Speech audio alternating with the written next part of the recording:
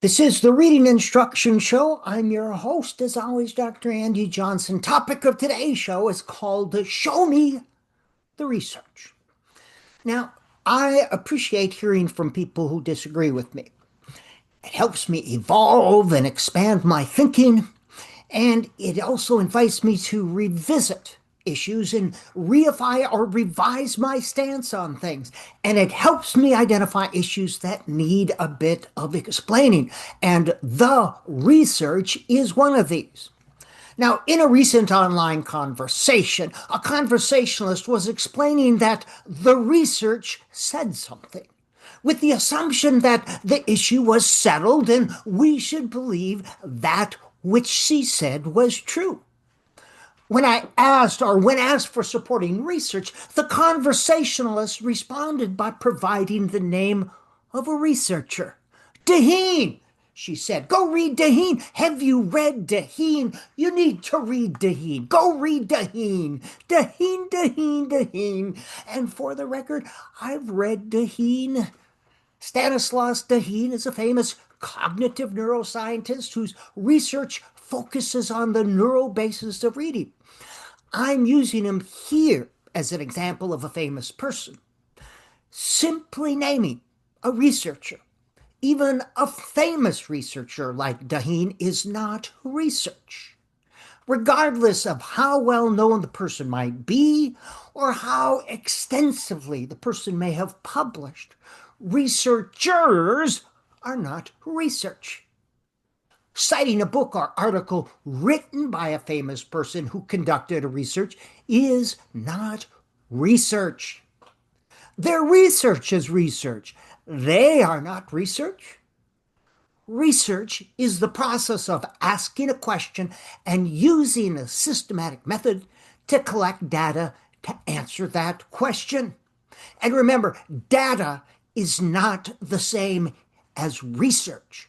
Research is not research unless or until it has been subjected to blind peer review. And again, researchers are not research. Individual research studies conducted by researchers are research. And when making declarative statements about research, you must cite the research, not the researcher. So let's distinguish between original, secondary, and secondary research and research-based theory.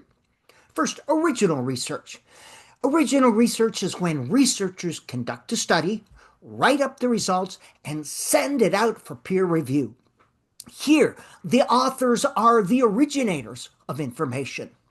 And since it's impossible to study large populations, original research in the social sciences often takes a detailed look at a small population and attempts to generalize this data to larger populations. Any applications that are made are or should be based solely on the data collected. Now, original research doesn't prove or debunk things. It supports things and it strengthens or reifies the theory upon which it was based. And most importantly, research must always be evaluated because there can be methodological concerns or misinterpretations of the data. Now, secondary research is when the authors of a paper synthesize and apply the research that others have done. These are sometimes referred to as theoretical articles. In a theoretical article, writers set their propositions within the context of a research-based theory. They take a broader look. And if you look at the citations for most academic books and journal articles, you will find these kinds of sources are often cited. Now, the importance of theories. You can find research to support almost any silly little thing, and this is why theories are important. Theories provide context for research. Research-based theories are built on many research studies conducted over time that have been replicated and confirmed by other research studies. They've been shown to adequately explain a wide set of facts and to understand a range of phenomena.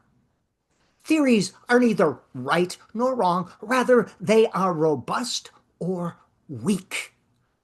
Robust theories explain and help us understand a lot of things. Weak theories explain and help us understand only a few things. Now, there's a natural tendency for those conducting original research to think that their kind of knowledge is the best kind of knowledge, that their kind of knowledge trumps all other kinds of knowledge in academic conversations. And this is kind of true, but only when one uses some variation of the term research says. However, knowledge from original and secondary research are both legitimate sources of knowledge in academic conversations. And let me explain. Original research takes a narrow and very focused look at a single phenomenon. Secondary research takes a much broader look at a wide range of phenomena. In other words, one describes the elephant from a distance of 2 inches, while the other describes it from a distance where they can see the whole elephant interacting with other elephants in its environment. Both views are equally legitimate and important. One is no more important than the other.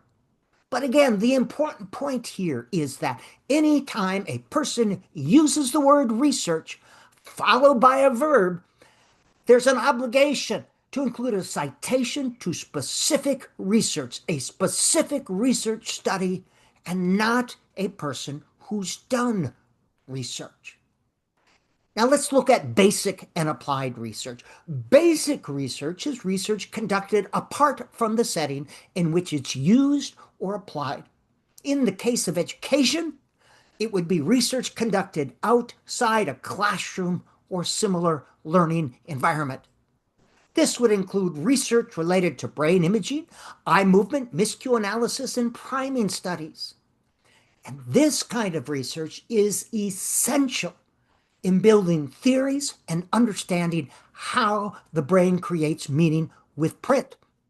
However, this kind of research does not translate to actual classroom practice. Basic research may suggest certain practices, but applied research is necessary to study how practices work in a real-world environment. And applied research is that which is conducted in the setting in which it's used. In this case, it would be a classroom setting or real-world learning environments. In a classroom, the researcher studies human behaviors. Does a certain teaching behavior or approach impact learning behavior? Now, we can never study learning directly. It's a cognitive process. We can only study the effects of learning. Now, Tim Shanahan said the science of reading is a set of applied research studies used to show that one teaching behavior is effective in producing learning behaviors, or one teaching behavior is more effective than another. So the science of reading seems to refer to a general consensus related to the strategies and practices that lead to improved reading outcomes. And these strategies and practices have been determined to be effective using experimental or quasi-experimental research and conducted in authentic learning environments. Also, this research has established a causal link between strategies or practices and student outcomes, which is reading achievement. Now let's take a look at reading research articles. You cannot read research articles in the same way that you read an article in People magazine. It takes time and practice to be able to effectively read and critically evaluate research articles published in an academic journal. It also helps to know what to look for and how to interpret what you are reading. But this doesn't mean that research articles are the only valid source of information, or that to be well informed you must only read research articles. I'm not suggesting that parents or teachers, policymakers, and administrators should only read research articles. I am suggesting, and I'm not suggesting that academic books should only include citations of authentic, original, peer-reviewed research studies. That would lead to a very narrow and distorted view of the world, especially since the Education Science Reform Act of 2002 effectively banned qualitative research from the conversation. But if somebody makes the claim that research has said something, that somebody has an obligation to have read a research article at least once in their life. And if somebody says, show me the research, that person should know what research is and how to interpret it. Now, recently, an online conversationalist tried to challenge a proposition made by saying, show me, quote, the research, unquote. And this is a common tactic. Here, the conversationalist knows that things should be supported by research, but doesn't quite understand how research works. The correct way to challenge a proposition like this would be with a question. Can that proposition be supported by research? Or is there research to support that proposition? Or is that a research-based proposition? Or do you have supporting evidence for that proposition? I can show you research, but I can't show you the research because the research doesn't exist. This has been the Reading Instruction Show. I'm your host, Dr. Andy Johnson.